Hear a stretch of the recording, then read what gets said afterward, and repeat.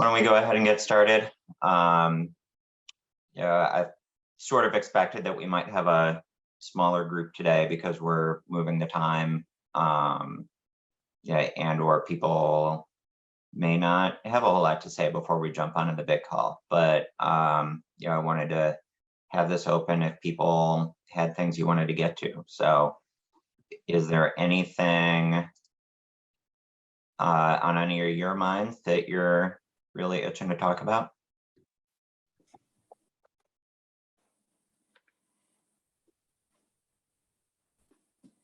Cool.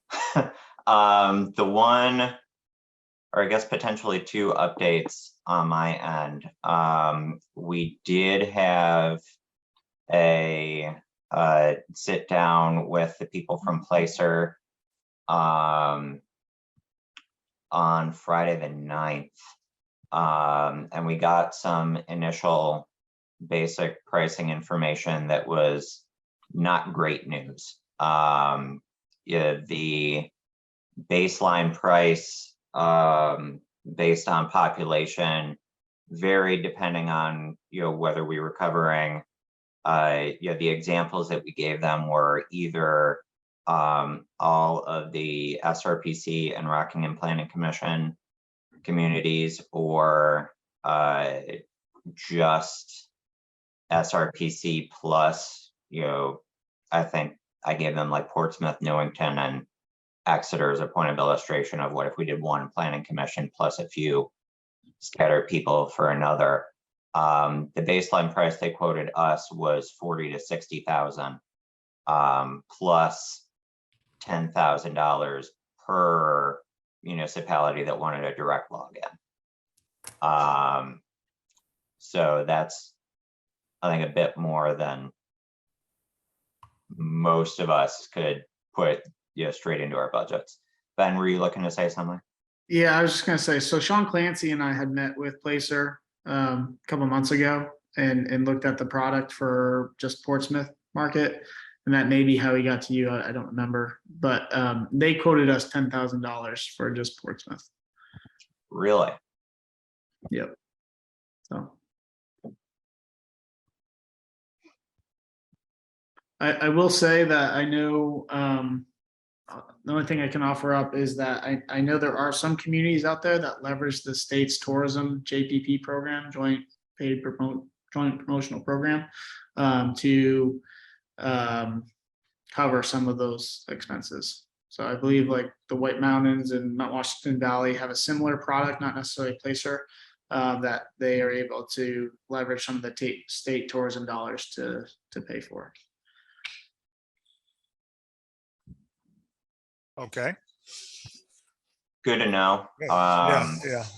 I think our conclusion was, they said they would, that price was potentially negotiable and they would go see what they could do. I have not been presented with anything that they think they can do at this point. But we are also, we were sort of exploring this early stage, trying to get your proof of concept. What would it cost? What would it take? And how would we need to go about it? And, I think that, we're approaching the point that we've got information to start with, and, we sort of need to have a discussion about whether we're going to continue down this path, whether it's even going to make financial sense to do a joint purchase, whether that would actually save people money. I don't want to have that conversation today just because of time, and I think we're missing quite a few faces that would normally be part of that conversation. So James, how many communities, let's say in the largest, the $60,000 range, how many communities would that be? And so I think the $60,000 range was assuming all of the RPC communities and all of the SRPC communities. So I think when you add them all up, that's probably somewhere in the ballpark of 40 towns and cities. but that was just the base price, and that would have been whoever is the lead purchaser has to run the reports for everybody else and export them and send them over as a PDF. And anybody else that wants direct access has to pay to get it. Logically, in my mind, I was sort of, because if this was something that SRPC or RPC had a license to, we would have to assume that we have to use it on behalf of all of our municipalities to provide technical assistance if they're asking. And so we were sort of approaching it from a logical way to distinguish between the communities that pay in and the communities that don't, is the communities that pay in can get set up with a login. The communities that don't are the ones that we have to run the reports for. But we cannot afford that expense on its own without it being shared.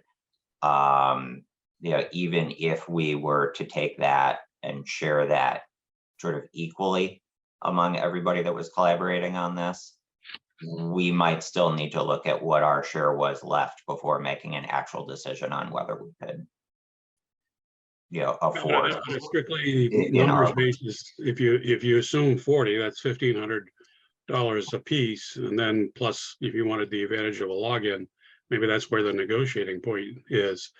And you'd have to also add, SRP or RPC's staff time if they're running the reports. So right, even and if that's it's the $2,000, flip side for us. Even if the cost of subscribing was completely covered by others, then we would need to figure out who is running those reports for everybody and how that time is going to be covered. So I think there would still be plenty that we would need to figure out about how that procurement process would look, how it would work. What I don't know is, there are, as Ben mentioned, some comparable services out there, but I don't know, without going through sort of a similar process, probably of watching a demo and then sitting down to talk with somebody about pricing, whether they would be in the same ballpark, whether any of them are likely to be cheaper, and if so, by how much. I think those would be things that we could look into if there was still strong interest in doing this together. But it's sort of a question of where we want to go as a group. I could say with almost 100% certainty that we cannot assume we can share this cost among every municipality in SRPC and RPC. I know for a fact that there are many of our towns that just would not have enough interest to pay in.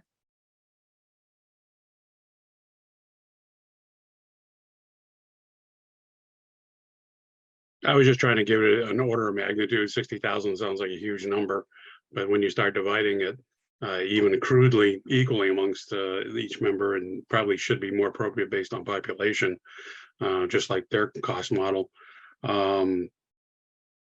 It's too bad. It's an attractive product, but yeah, there are too many unknowns right now. Yeah. I shared that article that the FTC is suing data aggregators regarding privacy issues. So that's another unknown in this spectrum.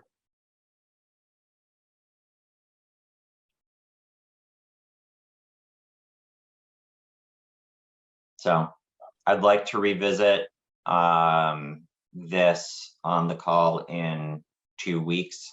I can try and find where I had my notes to send those numbers back around to everybody to think about before then. But sort of my initial knee jerk was, if they're the only people we're talking to, it seemed like this might actually be more cost effective for most communities to look into it themselves. more cost effective, not necessarily truly cost effective. So we'll have to see where we go from there. Mikhail, unless BEA has a pot of money sitting around that, you want to give us 100 grand to do this as a pilot for the state, try it out, tell you how we like it, and you can think about purchasing next year. Okay, good. I will pass that up the chain. I'm sure we have $200,000 just sitting around. No problem. Somewhere. No problem. Done. Yeah. I say that without any expectations, but Yes. I had to try. Absolutely. And, as long as this call is not being recorded, I will promise anything to you, James. This call is currently being recorded, so Oh, no, maybe okay, hold well. off on that until after. All right.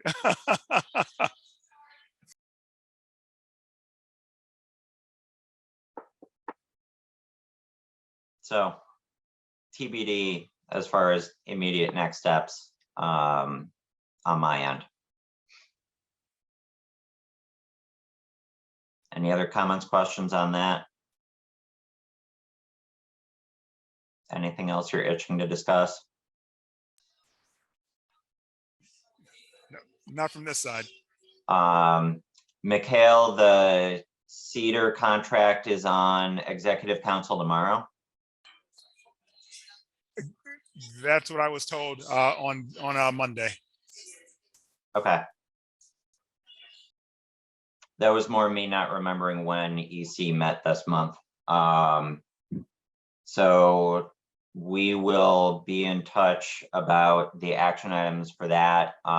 You'll probably try and put them on the same agenda in 2 weeks so we can hit the ground running. That included some time for SRPC, as well as some time to loop REDC and or RPC in a little bit more formally in running these calls.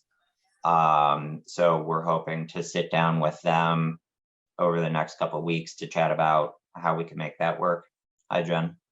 Hi, I thought I had emailed you, but I might have I've been scattered this week. Can you send to me what is actually before governor and council so that I can share it with Laurel? And she's given me some time, so I'll email you off loop about setting up some times to do that. Yeah, I'll get that over. I didn't miss it. I was sort of hoping that Jen would reply because I can see what's in the folders, but I wasn't completely positive which exactly were the right files. But that's fine. Way, yeah, I'll the files I have, I know are the files I have are like initial drafts. I don't have anything that was like formalized. So I'll check with her and we'll get you the right stuff. Okay. Somebody just dropped something into the chat, which that was Ben. Okay. For the offshore wind summit in Portsmouth next Tuesday. I also got a response from Emerson at the Falls Chamber. She wasn't able to join us today, but she asked if I could share information about their upcoming business resource fair. That, let me pull the flyer. There it is. Tuesday, October 4th, 4 p.m. to 7 p.m. in Berwick. They're having a business resource fair that looks like it's got SBA involved, SPDC, a variety of I'll be there also. Resources available. Yeah. Yes. BEA and PTAC, our government procurement team, will be at the same business fair also. Okay.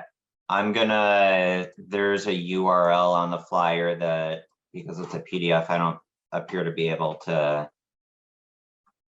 copy and paste. So I'm going to click it. Doesn't look like it's clickable either. So I'll type it into the chat. if anybody's interested. Otherwise, I'll attach the flyer with the notes.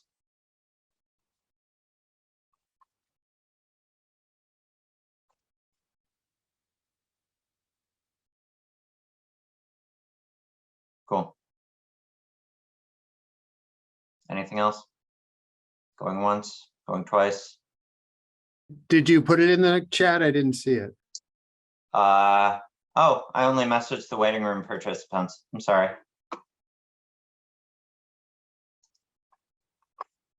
But now it is clickable. So I will just copy and paste. That's the link to register.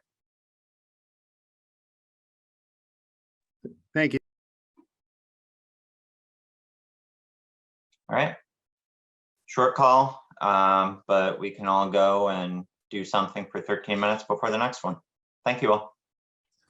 All right, James, thank you. Bye, everyone.